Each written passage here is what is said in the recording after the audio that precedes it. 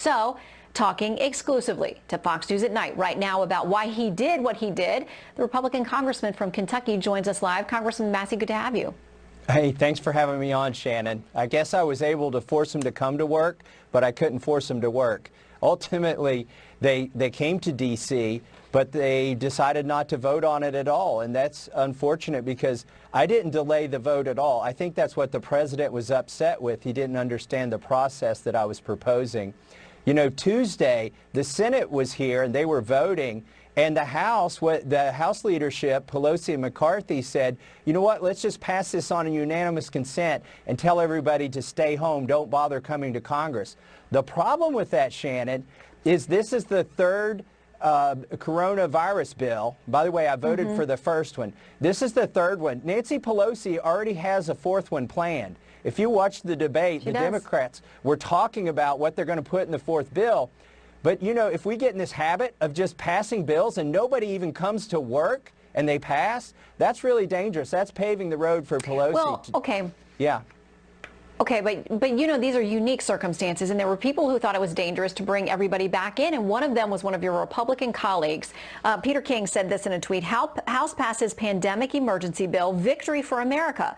Large number of Congress members had to be in the House chamber and risk infection to themselves and others because of one arrogant member. If anyone gets infected, blood is on Rep. Thomas Massie's hands. How do you respond? That's a pretty strong statement.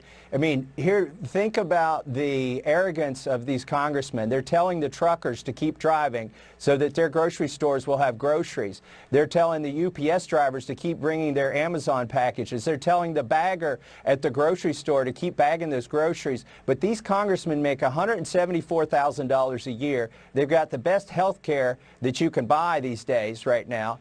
And they're telling people that that the congressmen need to stay home, but everybody else needs to work for them. I think that's the wrong message, but that really gives you a glimpse into how some of these people in Washington, D.C. think. Okay, you said that you were concerned. What you wanted was a recorded vote where everybody would have to say, Massie, aye or no. Everybody would have to go through this process. The House Minority Leader, Kevin McCarthy, says there was an appropriate vote. Here is his take on this. We do have everybody on the record. You know what we were able to do? We didn't pass it with unanimous consent. I would never agree to that. But we were able to have 3 hours of debate. We had a voice vote. For those who weren't able to make it, they could actually put across the desk how they would stand on the bill. Okay, so there was some debate there. He says he wouldn't have gone for a unanimous consent bill. So what didn't you get that you wanted today?